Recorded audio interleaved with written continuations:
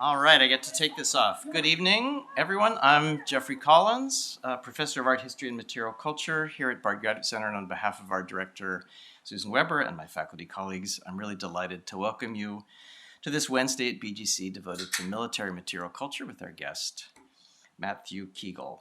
And we have many more Wednesdays to come, and if you've been enticed by the previews you saw on the screen, please visit bgc.bard.edu stroke events to register and learn more. Tonight is also our annual Alumni Spotlight Lecture. This long-standing series has allowed us to bring back alums ranging from university faculty to museum curators, researchers, writers, and more who've put their BGC educations to use in the wider world. Producing the next generation of professionals in the decorative arts, design history, and material culture is BGC's core mission, and it's always a special pleasure to hear what our graduates are up to. Tonight's speaker more than fills that bill. I had the privilege of working with Matt Keagle on his doctoral dissertation, which he began with our late and much missed colleague David Jaffe, and which Matt defended by Zoom in the earliest days of the pandemic in March 2020. I remember them well. Matt came to us after doing a BA at Cornell with a thesis on 18th century men's winter overcoats, a BGC topic if there ever was one. His program was called Living History and Historical Interpretation, and in a sense, that is what Matt has been doing ever since. He went on to an MA at Winterthur's prestigious program in American material culture, writing his thesis on grenadier caps and national identity in the Revolutionary era. It was thus wholly in character that at BGC, Matt chose to study the broader culture of military uniforms at a time that relatively new idea was being invented, researched, rationalized, and institutionalized. His dissertation, Uniformly Speaking, Military Dress in an Age of Reform, 1763 to 1789, offered a cross-cultural look at new ideas about uniforms and uniformity in France, Germany, Britain, and the future US and Canada. From my point of view, it was an exemplary study deploying both material and textual evidence to reconstruct a turning point in ideas about what uniforms should be, how they should function, and what they meant to the people wearing them. And I'd like to acknowledge Michelle Major, who was also on that committee and has joined us tonight. I have to mention that latter group of people wearing uniforms includes Matt, not as an active service member, but as someone who pursues his research in part through the historical reconstruction of garments and the historical reenactment of garments. One of my earliest memories of you, Matt, was at the marvelous talk you gave at the 2014 American Society for 18th Century Studies meeting in Williamsburg titled Coming Out of the Costume Closet, Reenactment, the Academy, and Me. That was the same year he took on his current position as curator at Fort Ticonderoga in upstate New York, where he's been amazingly active. I counted 18 exhibitions in the past 9 years. They range from 1756, the front line of New France, to Diorama-Rama, History in Miniature, and my favorite, Sarah Pell, a charmingly aggressive woman. Matt's just as active as a writer with publications that include The Brass Caps, German Military Headdress in the American War of Independence, and most recently, What Number? Reform, Authority, and Identity in 18th Century Military Buttons. One of those publications in Raven, a journal of vexillology, left me running for the dictionary, where I discovered that vexillology is the study of flags and standards. You probably already knew that. But it points to one of the challenges of Matt's material, and in a general sense, about material culture overall. How to bring objects and design traditions that have often attracted small but passionate cadres of amateur enthusiasts. How do you bring these into the academic and curatorial mainstream? That challenge is confounded when many of these objects or the practices they support cause active discomfort to today's audiences. So those are some of the issues that Matt is going to bring to our attention tonight. And without further delay, please join me in welcoming Matt Keagle to the BGC podium.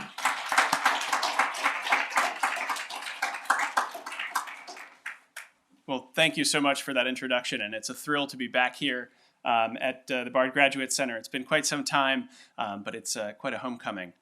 I bring up my title slide here to start things off. I should say that I'm still not entirely satisfied with this title, military material culture. There has to be something better. We always trip up on military and material, but when I say militaria, it has certain connotations that I don't think convey what I want them to, and it's my intention to hopefully make this type of object, this range of objects, because it really is a large range of objects, more interesting and more appealing, and maybe something that helps us all to think about what this stuff means and how we can use it in the work that we're doing. I should start off by one simple kind of caveat, which is saying that the field that I work within is primarily that of Europe in the early modern period, or the imprint of Europe across the world through their expansion and kind of control and empire in the 17th, 18th, and early 19th centuries. It's not to say that what I address, hopefully, won't be relevant to other areas and fields, but I think it's important that I say that because the examples that I use throughout the evening are going to have a cast from this kind of particular perspective.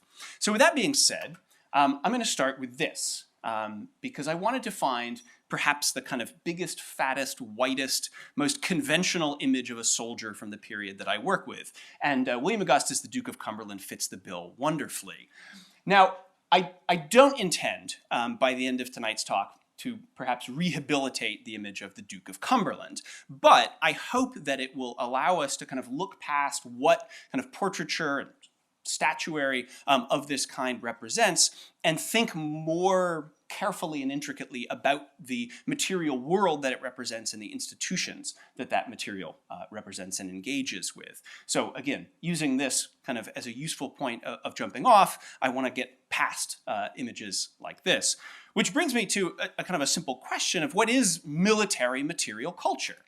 And at its most basic, it is the items that we associate, I think, with waging war, whether it be the weaponry that is used to enact violence, the accoutrement used to function and service those weapons, the clothing, the attire, the uniforms, the insignia, like the epaulette here, that are used to identify combatants and separate them from non-combatants, at least after uniforms are developed, but that's a bigger conversation. These are a few examples of some of what might be familiar objects of military material culture that are found in the Fort Ticonderoga Museum collections where I work in upstate New York. However, I want to encourage you, as you think about military material culture, or as you're perhaps reflecting in the shower next morning after this talk, about what constitutes military material culture, because it's bigger than just the weapons themselves or the accoutrement. In a way, it is everything that might be in some ways associated with military institutions, and thus, this is a much larger volume of material than we might initially give it credit for. This goes up to actual vehicles, cannons, the carriages they sit on, wagons, carts, ships. It is a material culture, if we're willing to accept this, that we can see from space in the form of the military architecture that Europeans literally implanted across the globe as they conquered and moved and pushed across the world, displacing or oppressing other people. These are just 4 examples from 4 non-European continents, North America, South America, Asia, and Africa, where the similar kind of familiar lines of the European military world can be seen from a very high altitude. And thus, this material culture is literally implanted across the planet like this. Now, with that being said, I also want to suggest that the kind of people that military material culture engages and that engage with it is broader than we might initially think. Obviously, the military carries with it connotations of masculinity. Soldiers, by law in many cases in this time period, are explicitly the ones who can enact violence on the behalf of kings and princes in Europe and beyond. However, the world of the military in the 18th century goes past just those men. As you can see, just in this one image that I've chosen here, depicting an Austrian camp at the end of the 18th century, even of the uniformed soldiers in the band at front, we see Europeans and we see Africans, we see men and we see women, who were common fixtures in military camps at this time period. And it's one of the reasons that I think military institutions are actually quite interesting, because on the one hand, although they kind of, identify and reify masculinity to a certain extent, they also blur the boundaries between the masculine and the feminine, and at least the acts that are happening in these places. And historians like John Lynn, who writes about the French military, has talked about how the bands of women following armies in the early modern period were often attributed with masculine qualities to them, while simultaneously, like the men you can see in the back beating the dust out of their uniforms, men would be involved in activities that were commonly be seen as feminine ones in domestic settings: cooking, cleaning, mending their clothing. And that affects how we understand the material culture of the military world, because at a site like Fort Ticonderoga, where I work, one of the many things we find archaeologically in the ground are pins and needles, things that in any other domestic setting we might immediately gender female and assign to that field of women's work in the 18th century, are probably male, if not absolutely male, in the context of a military camp like this.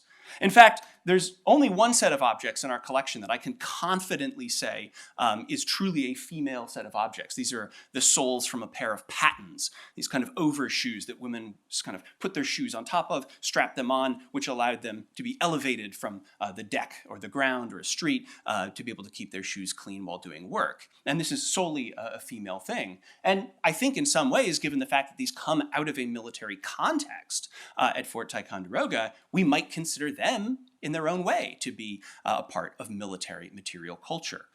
As I've framed material culture related to the military in conferences and seminars that we do at Fort Ticonderoga, I usually classify kind of any object made for or made, used, or altered in a military context. And that, I think, shows also the permeability of civil and military life and how big a category this can really be. So if we follow a couple like this, which is a wonderful image that I wanted to have in here, I love that the wife of this soldier is carrying his musket as presumably they head home from the wars. But if we follow this couple kind of away from the battlefield too, we also see that the world of military material culture engages a much larger segment of humanity than the men who are simply pulling the triggers on the battlefields in the moment of combat. And a good example of this is the actual production of the materiel that is needed by the coalescing armies of the nation states of Europe in the 17th and 18th century. By way of example, I'll just use the Languedoc in southern France, this region of France that is the heart of woolen production, and the heart of woolen production that is supported by the French army. Throughout the 18th century, the king, through his regulations, mandated that the cloth for soldiers' coats come broadly from the Languedoc, and in many cases from specific places like Lodève that you see on the map there, which was known for its production of military clothing. And in this case, it was the military that supported entire regional economies in this case, and allowed them in many ways to branch out into other areas. So for instance, military cloth production in this region was kind of a steady source of work and income for cloth producers who could get greater profits by embarking, say, in the Levant trade in the Mediterranean. But obviously, those fluctuate much more greatly depending on the winds of geopolitics and war and commerce and shipping and everything else. The military provides the bedrock of some of these economies. What's more, I think we can get through military material culture some interesting perspectives on labor. For instance, the actual manufacture of these uniforms, if not where the devaluation of women's labor begins, certainly perpetuates that, as women are used at the very bottom level of clothing production to manufacture literally the tens of thousands of pieces of clothing that are needed on an annual basis in any of the major armies in Europe in the 18th century. Now, similarly, if we look at arms, it's not limited to clothing. Firearms obviously carry with them a great deal of preconceptions. We all have strong feelings about them. And I think if we step back from some of their acts, again, from those moments on a battlefield when the trigger of this weapon is being pulled, we can understand these and their impact on people even much more broadly, as powerful as the effect of those on the battlefield is. This is a great example of how over the 18th century, the consolidating nation states of Europe seek to impose controls over the physical world by mandating the tolerances of manufacture from these weapons to ensure that there is a certain interchangeability within the components that they're using. They're epitomized, really, I think, in the 1777 model musket in France, which was the first to truly implement a series of gauges that very carefully controlled the tolerances under which this weapon was manufactured.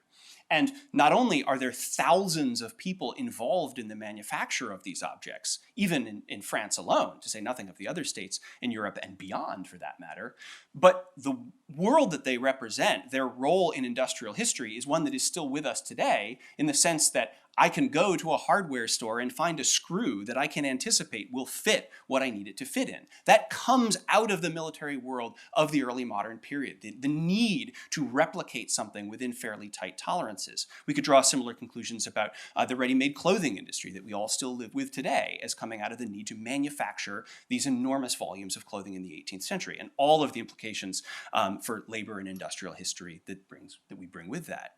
This also, I think, military material culture connects us to some broader worlds that we might not initially think about when we think about military objects. And I apologize for this photograph. This is a really difficult thing to get an image of, but this is a trunnion face from a Spanish cannon cast in the 1730s. And the engraving on this, I believe, is heavily abbreviated, and it's an old kind of Spanish, indicates that the bronze, or at the very least, I think some of the ore for the alloy, came from the Indias, from the Indies, from Spain's American colonies. And in that sense, I imagine that the workers literally pulling the ore out of this ground are enslaved indigenous or African workers, which in that case would have made a voyage across the Atlantic Ocean into the mines of the Americas, pulling out ore that is then itself being shipped back across the Atlantic Ocean to Seville, where guns like this are being cast in the Spanish Royal Gun Foundry. And in this case, of this particular gun, the finished product, that material object, is once again crossing the Atlantic Ocean to be mounted in the fortifications of Havana in Cuba. And so in this way, a military object, which we might easily pass over as, oh, this is just a big cannon, actually connects us to an incredibly broader world of individuals and important conversations that we have as historians. And I think that one of the reasons that scholars, at the very least, have been reticent to engage with military material culture is in some part because it seems obvious. The military is this authoritarian, hierarchical organization. Orders are given from the top, they're repeated down, and things are enacted. And I think schema like these kind of represent the ideal of this military world quite well. These are just a couple examples from Prussia and the Kingdom of Sardinia that use conventions of kind of military draftsmanship from this time period to kind of schematically reconstruct the entire material world of these armies. So if you know what you're looking at here, you can follow not only which regiment this is showing, who commands it, but the exact orientation of their uniform, the colors that would be on the body, the distinctive color setting off the cuffs and collar, in a way that then mentally you can build this army in your mind.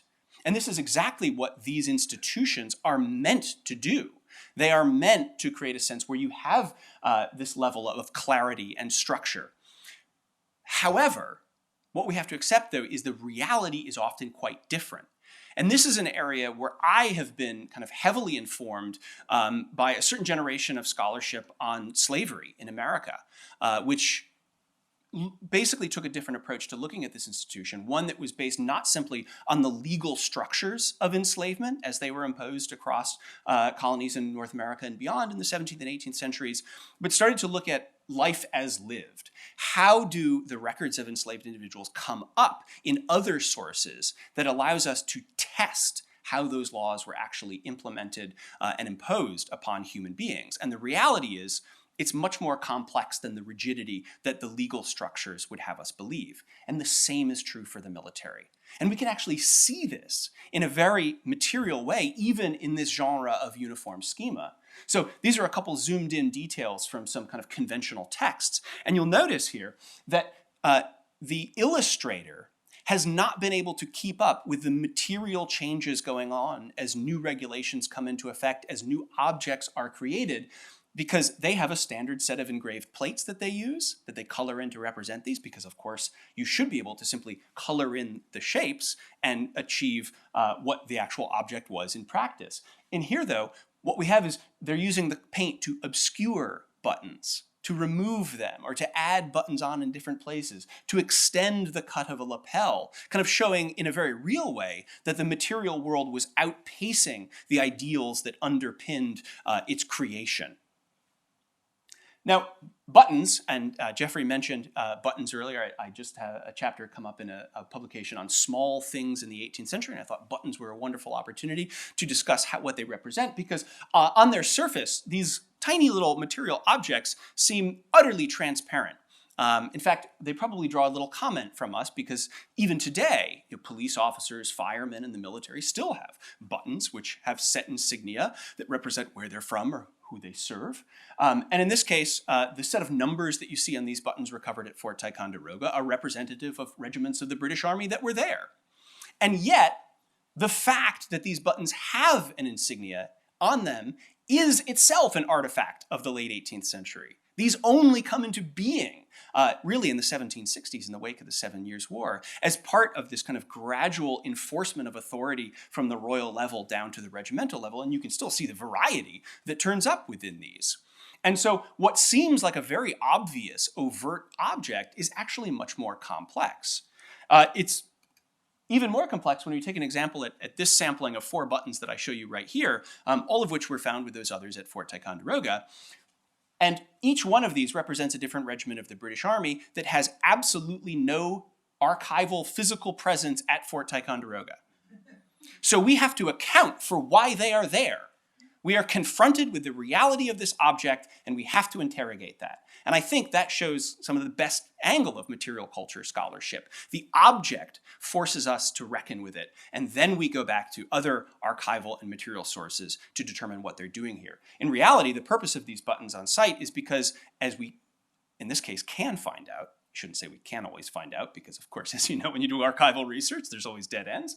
But in this case, we have been able to find out that these, by and large, were small groups of soldiers that were picked from larger regiments to send as reinforcements to the armies in North America, wearing their old uniform, which in itself blasts this idea of kind of uniformity on a broad scale within the military structures of this time period, a factor of communications and logistics, supply, and other issues facing imperial warfare in the 18th century. At least one of these buttons, the number 22 on there, was also from a boatload of clothing captured by the Americans, who promptly put it into service because they were desperately in need of uniforms during the Revolutionary War.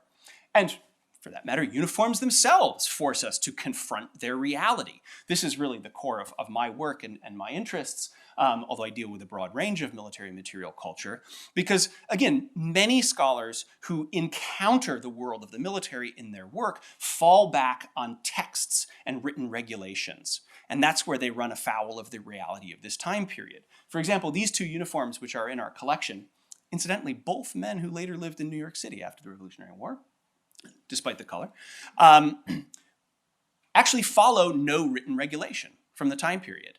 Even the one on the right that you see from the back with that rich braid there was actually subject to one of the most explicit regulations of the British Army from the end of the 18th century, and yet it's full of deviations. There's at least 3, of these coats that survive in Britain and North America, and none of them are exactly the same, which reveals, again, how even with written text to guide these, there are deviations and variations being done at the level of manufacture and the tastes of the individual wearer, despite the authoritarian, hierarchical nature of the militaries of the 18th century. And I think that that's very important to consider, because what it prompts us with ultimately is the space between intention and reality. And that is the space that at least I, as a scholar, find the most fruitful for analysis. How do I learn more about this time period is by working my way into that space and interrogating it more. And what we find, in fact, is that despite our preconceptions, especially about this time period, of, again, a kind of conservative military dress and, again, a certain kind of staidness to this all, the institutions are actually quite dynamic.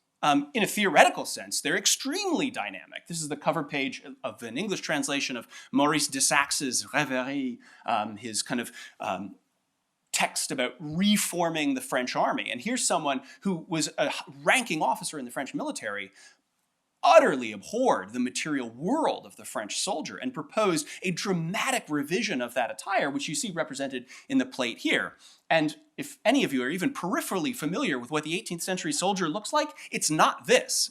This is a dramatic departure from norm and practice, but it shows how much people were willing to think about this at the time period. It's not necessarily that this got made, it certainly didn't in this form, but they are thinking about it. And where it does get made, we still see how much military institutions engage with other parts of society. And I'll do kind of a case study here, if I might, of one of my favorite individuals from this time period. By no means representative, but emblematic of some of these broader structures. And this is Benjamin Thompson, later known as Count Rumford, who was born as kind of an inconsequential American in New Hampshire, became a loyalist during the Revolution and fled to England as the British pulled out of Boston, but was a pretty brilliant guy. I think he would have been terrible to actually be around, and his wives certainly agreed. Very, I think, arrogant, but a brilliant mind, and able to exploit any situation he found himself in. He got himself kind of tied to the hip as the second hand to the British Secretary of State for the Colonies, overseeing the prosecution of the war, very high in the cabinet. Later commanded a loyalist unit in South Carolina during the actual war itself. Comes back to Great Britain, and in the wake of the Revolution, manages to get himself a knighthood, then goes to Europe, finds himself in the circle of the King of Bavaria, and becomes his right-hand man, his war minister, and there is prompted with a project to totally reform the Bavarian army in the end of the 18th century, which in the middle of the 18th century looked like this, which is a fairly conventional uniform for this time period and the traditional cornflower blue uniforms of the Bavarian forces. And Rumford, who was not just a military officer, but a natural philosopher, a scientist. In fact, if any of you do work within kind of, heating, domestic heating or cooking, the Rumford stove is probably familiar. He had a whole treatise on percolating coffee, really wide-ranging interest, ballistics, and he set about the reform of military dress, not, on the kind of sketchbook of looking at how I want the skirts to look, but at the actual material level, experimenting with different fibers and to see which would retain heat the best and be the best use for soldiers. And it's through this research, which was published in the Transactions of the Royal Society, that he developed the understanding that it was the capture of air that created the insulative effects of various different fabrics, which is still fundamental to how we understand installation to this day. And he did it in the service of developing uniforms for the King of Bavaria. What's more, these uniforms, or this cloth at the very least, would be manufactured in a specially designed facility in Munich that would be manned by the indigent population of the city, thus solving the military and social crises facing the Bavarian state at the end of the 18th century. This was all linked together in his mind. And this was all accompanied by, again, beyond the kind of technical level, by stylistic changes. A dramatic alteration from that mid-century blue uniform to this white one, which actually incorporated a false waistcoat front. That's not a separate garment. It's actually sewn into the jacket. Long trousers that incorporated gaiters into their legs. And this, I think at least, rather handsome crested cap topped it all off. This was a radical departure. And again, while this is not representative of what's going on across Europe, it is emblematic of the currents moving through Europe at this time, and I think shows, from my point here, the extent to which engagements with military material culture have broader repercussions and a broader significance.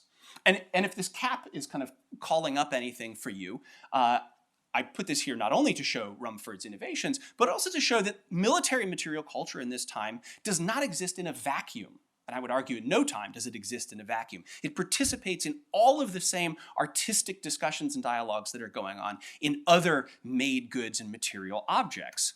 Neoclassicalism being one of them. The adoption of crested helmets like this by infantry and cavalry across Europe and even across the Atlantic Ocean into North America and South America is because of this exploration of the neoclassical at this time period. Very explicitly in some cases. We see even in the wilds of provincial America, militia companies adopting what they explicitly say is a Grecian helmet atop their heads. So they're experimenting with an angle of neoclassicalism.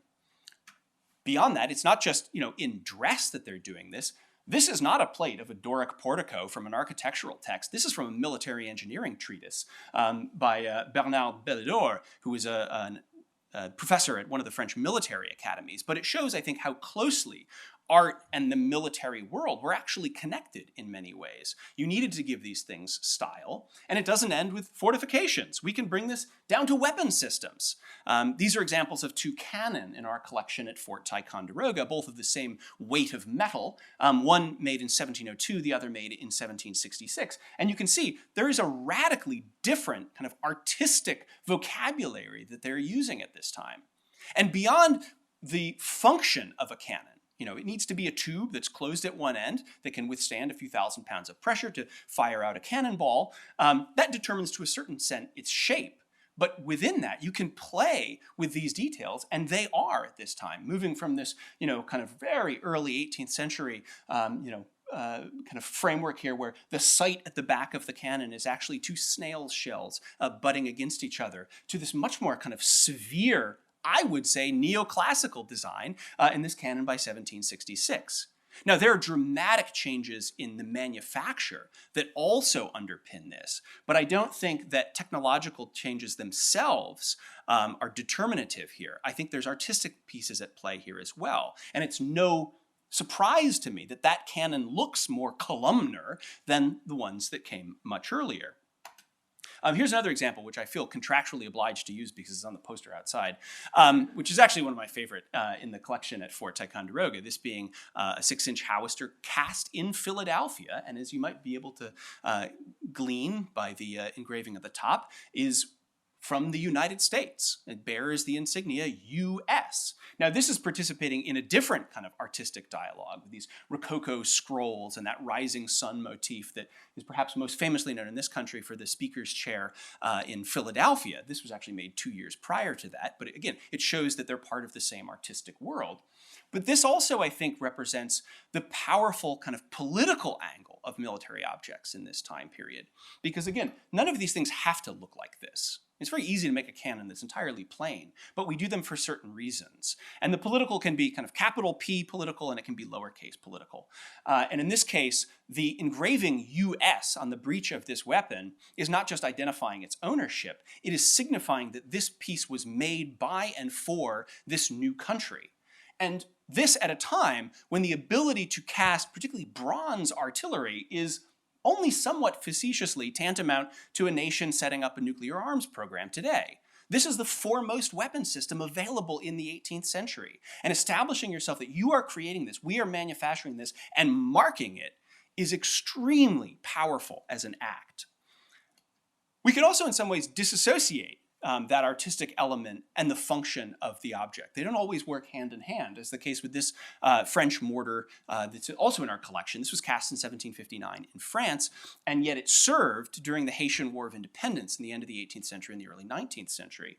And at some point during its life, the very bottom here, the royal arms have been defaced. King Louis's crown has been chipped away. The fleur-de-lis have been removed from that central cartouche.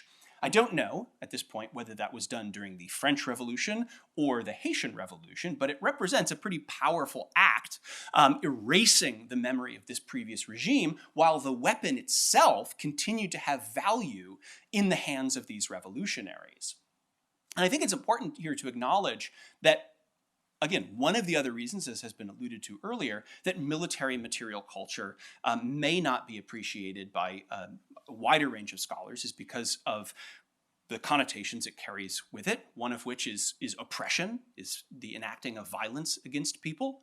But I think we also need to consider that military material culture can be powerful objects of liberation. And it's no more powerfully seen than in Haiti, where the seal of the new independent nation of Haiti literally features the material culture of warfare at this time period. For Haitians, a material culture that was seized and appropriated and used to wrest their freedom from those that would enslave them. A powerful statement, I think, of the significance of military objects like this. But the political aspect of military material culture isn't just limited to weapons themselves. It goes into all different aspects, particularly, I think, dress. Just to give you a few examples, this uniform of the short-lived Tsar Peter III reveals, without even knowing too much about it, if you know anything about 18th century military uniforms, his affection for Prussia and the Prussian style. This is basically a Xeroxed Prussian uniform. The only thing they've changed is the blue Prussian coat is now a green Russian coat, very explicitly showing his political allegiance to Prussia that caused him, upon becoming Tsar, to quite literally switch sides in the middle of the 7 Years' War from Prussia's enemy to Prussia's ally. Here it is in material form. Similarly, after 1772, Gustav III becomes the King of Sweden and begins implementing a broad-reaching program of dress reform, both courtiers' dress, implementing a kind of Swedish national attire to supplant the kind of French court dress that was in use across the continent, and shortly thereafter introduces an entirely new uniform to the army in 1779. And here's an instance where those structures and formulae that underlie those uniform schema that I showed you earlier that allow you to at least mentally reconstruct these objects kind of runs into trouble because he's pushing at the peripheries of some of these conventions.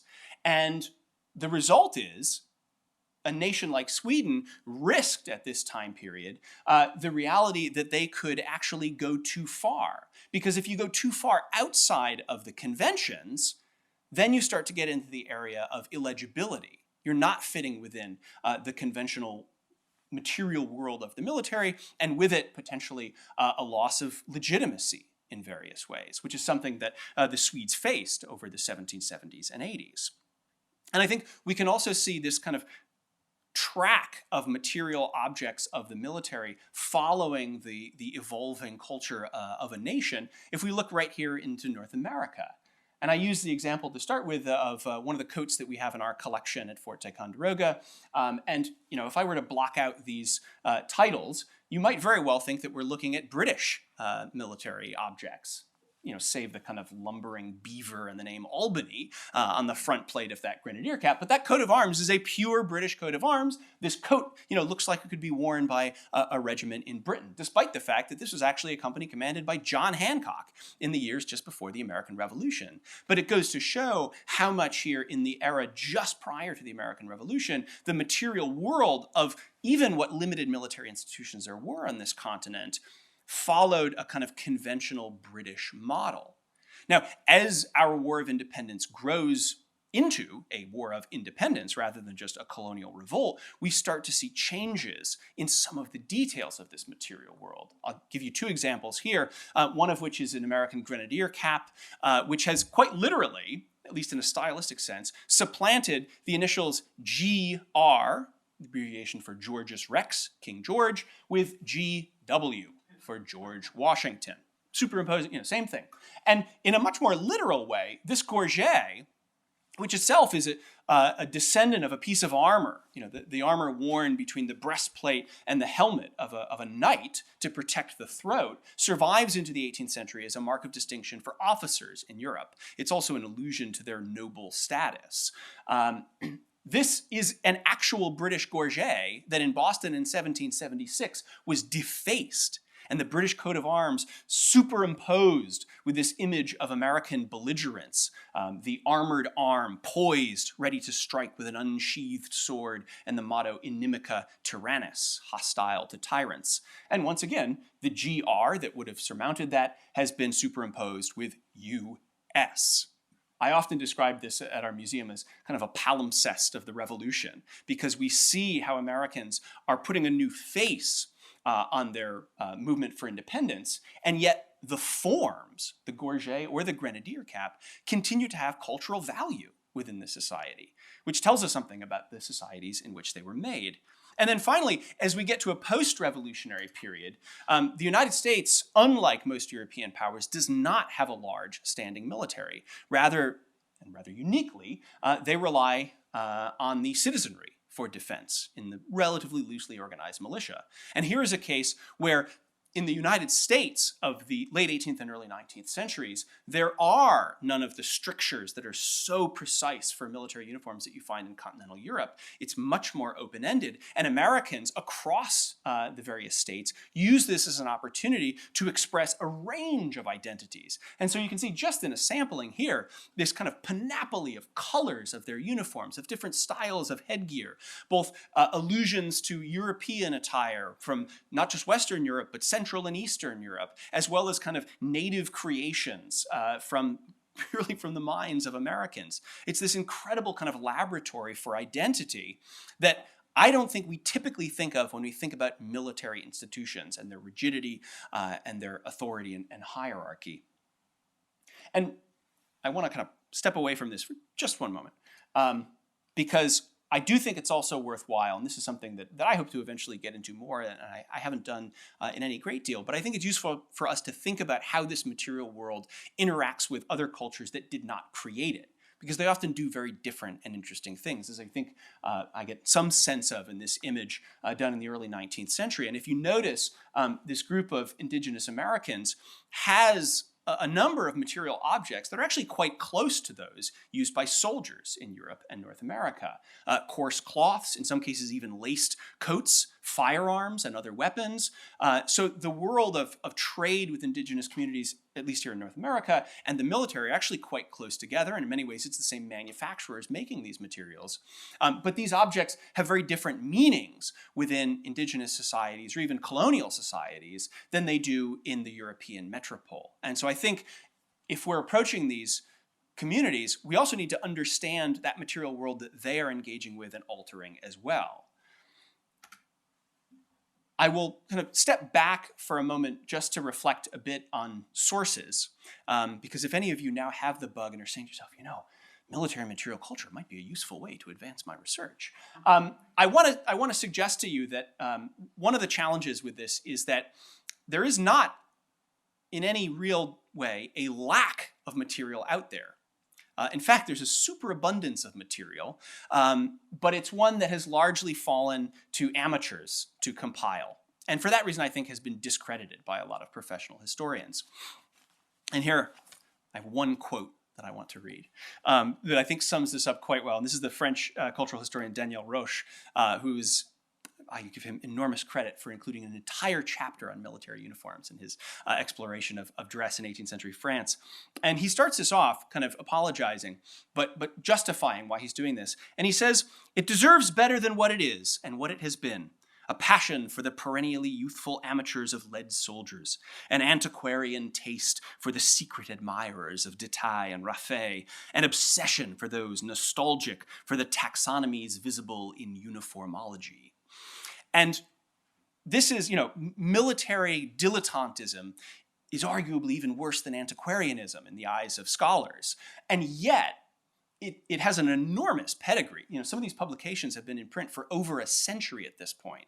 And the level of detail that amateurs have put into this research, whether it's uniforms, whether it's arms, whether it's equipment, is a voluminous amount of primary source research that has been done. Now, the results of that research are by no means, in most cases, analytical or even necessarily useful in themselves, but the fact that they represent this kind of plumbing of the depths of archives and collections across the world is staggering, and I think we ought to appreciate it for that, and use this material, use it carefully, and trust but verify, but have it be part of our world, because it does represent a vast kind of volume of literature that can advance and that can help us as we engage with this material if we're thinking about incorporating it into our work.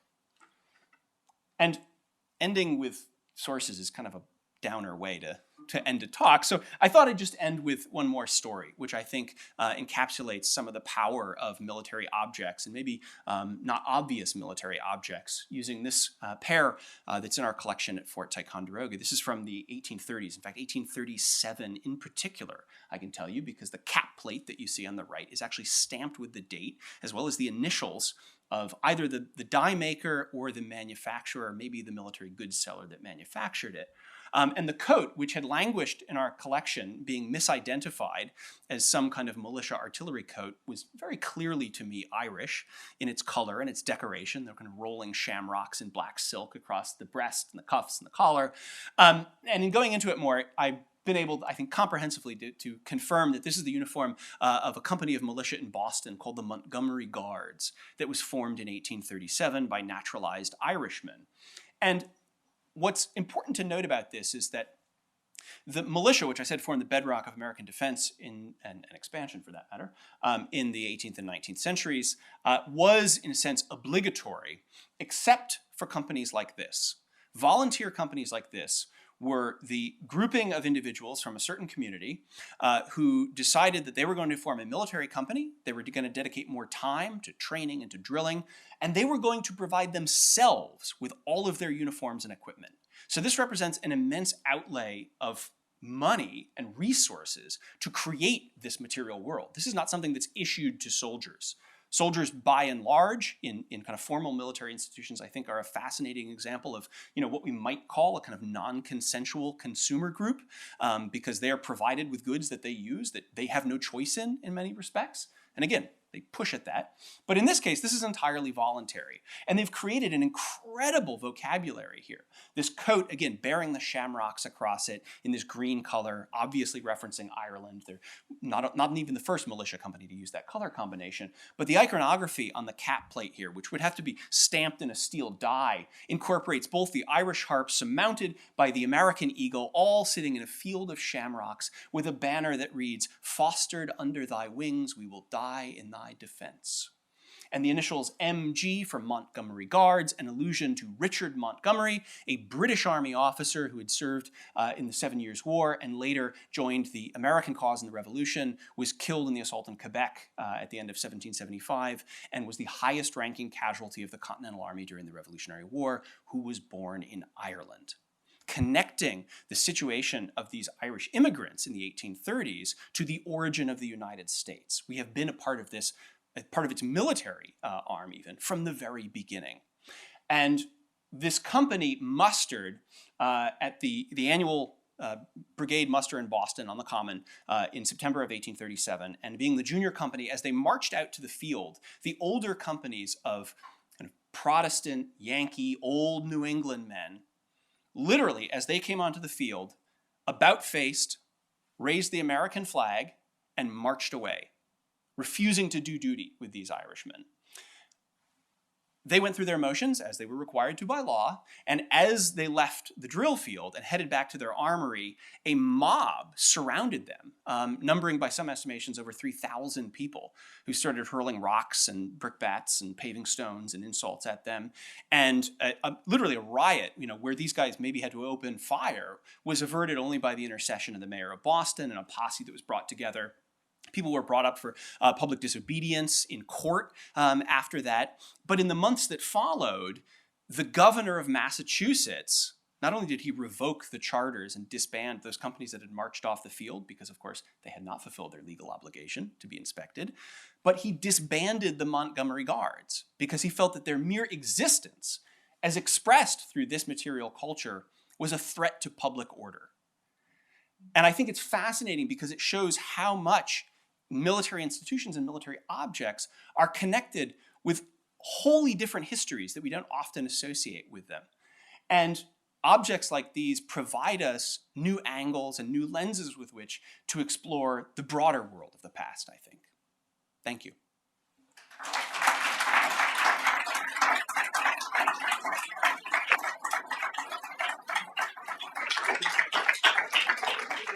So we have time for just a few questions. The only thing that I ask is in the spirit of a generous and generative conversation, that if you have any comments, save those for the drinks outside. But if you have questions for Matt, now would be a great time. My question is about the use of colors and the decision to have colors. As I understand it, the reason that the British chose red was that there was something about red dyes which made them very available and much less expensive that started them with that. We, in contrast, chose blue during the Revolution.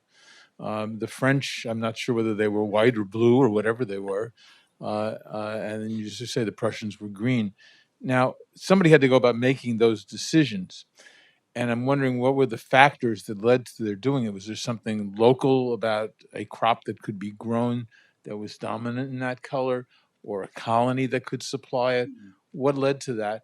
Uh, Also, just as an aside, completely separate matter, I thought that the Americans were responsible through the Springfield Armory for the interchangeability of parts. So you're saying this beginning of this came earlier? Okay, two questions here in a way. I'll try to address both. As far as the choice of colors for uniforms, it's I don't think it's entirely the fact that they were mandated at some point because of a very clearly thought out decision. Uniforms come in kind of piecemeal over the end of the 17th century, and in many cases, it's simply what was available. At a time, to be completely honest. And there are certain national kind of colors that do come up.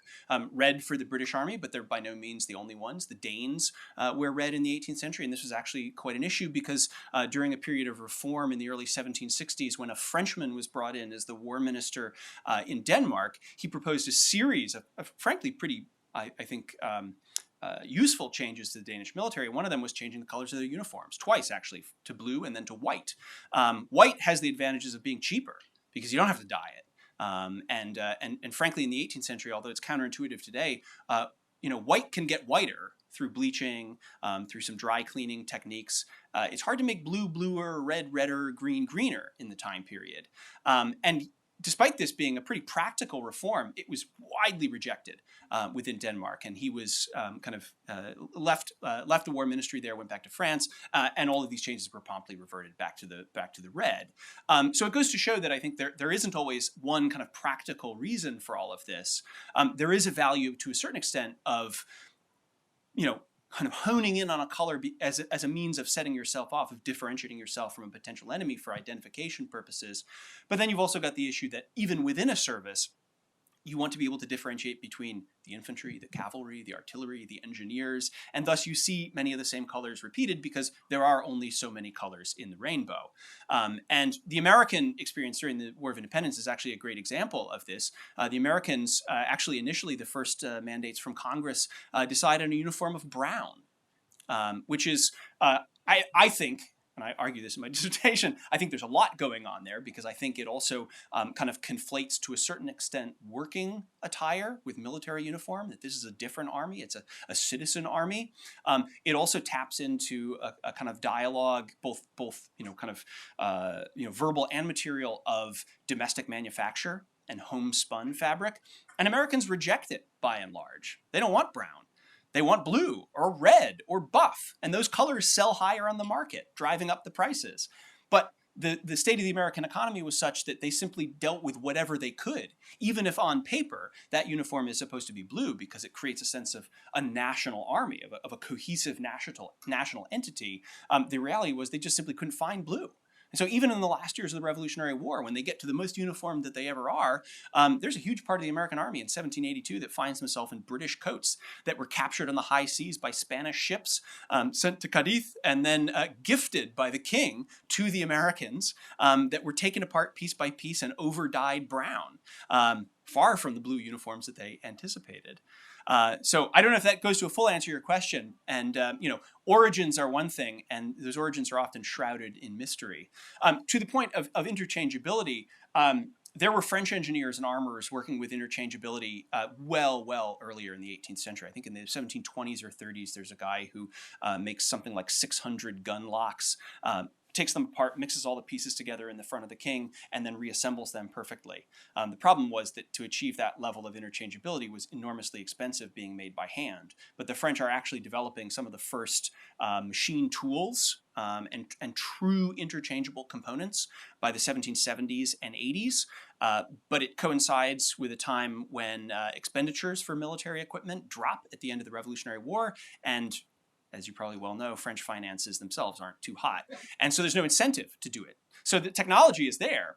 It's not implemented till later. And it is, in America in many ways, I think, kind of starting from scratch to say, well, we have to build this stuff if we want to survive as a nation, that they begin to experiment with new ways to make things. Great. Any other questions? Hi, thank you. I was wondering sort of how sizing worked with these uniforms. Was it sort of like a one size fits all? Was there like standardization? Was it sort of like each person had a uniform individually like made for them and sort of how size factored into the uniforms? That's a fantastic question, and it also gets to, I think, what I was alluding to earlier is the origins of ready-made clothing in military attire. By the middle of the 18th century, at the very least, in France and in Britain to a certain extent, those are what I'm most familiar with at this point. There seemed to have largely military clothing was made in 3 sizes. It's petit, moyen, grand. And in fact, during the American Revolution, George Washington is with other congressional officials trying to get clothing made in France because there is an industry that can support this in France. There isn't in America. Everything is being kind of done on the fly. And he actually says, we know they come in these 3 sizes. Send us more of the big ones, because Americans are just physically bigger than French soldiers.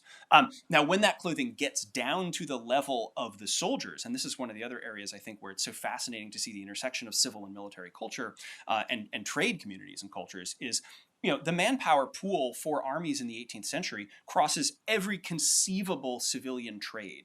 And amongst the most highly represented are shoemakers and tailors. So those tailors are then put to work, often picking apart clothing that is sent to them, made by those underpaid women in London, Paris, and whatnot who are putting this stuff together, to fit the individual bodies of the soldiers so that they can appear at their best. Because a uniform that fits well, is an ornament to the figure. An ill-fitting uniform speaks badly to the state that those soldiers fight for. And, even the kind of coarsest of armies, like the Continental Army, frequently stresses in orders, have the clothing fit well, take in the trousers, make sure the coats fit. And that goes a long way to creating an impression of these men as representing a legitimate state. But every army at this time period would take that clothing and use the kind of internal economy of regiments and companies to almost remanufacture it to fit the individual soldiers. Thank you. Yeah. Any other questions? Sorry I don't have my mask. I just want to say this is a fascinating talk, and I'm so glad I came. And I agree that you kind of are underselling yourself with your title. I think maybe you need a subtitle that's like, "This talk will blow your mind!" exclamation point. So think about that later on. But I want to ask a kind of broad question, which is, to what extent is what you presented tonight reflective of the kind of possibly the changing state of your field? Is this becoming a more kind of expansive, inclusive, in terms of like your public engagement where you are, or scholarship in general? Are you really kind of trying to push the envelope on what is otherwise continues to be a fairly conservative domain of, like, as you started with the fat white guy on the horse with the gun? Or are we in a kind of brave new world of military history? I'm just curious. Yeah, that's a really good question. I certainly try to move ahead to this, and I actually think this is one of the real advantages of working effectively in public history or public material culture at a museum like this. Going onto the ground with the people that visit our museum, I'm able to talk about this stuff. In some cases, we're able to tie, the best cases, what we can do is we can tie artifacts that we have on display to those artifacts or very similar ones being replicated by our public history staff and start conversations. I've had discussions with, biker couples about the devaluation of women's labor and the construction of military uniforms in the 18th century, which, I don't think is happening to any, large degree in the public discourse more broadly, but I have an opportunity to do that. And I think that, military material culture has it has its disadvantages. One of the advantages from, the broader view of kind of, public humanities is that a lot of people really like this stuff. However we may feel about how they like it, it is of great interest to large swaths of the population. If that then can become an entry point into other discussions about the material world, cultural and social history, fantastic. I want to see that advanced. I do think that I don't know that there is entirely a kind of material turn in military history. Military history since the 70s and 80s has been trying to be, more inclusive, to tell a broader story, to include more people within what military history is. I think there's still room for material culture to grow within that, but there are people who are working in that today more than there were even 10 years ago or more when I started my dissertation work. Thank you all so much for joining us tonight, and please join me in thanking Matthew Keagle.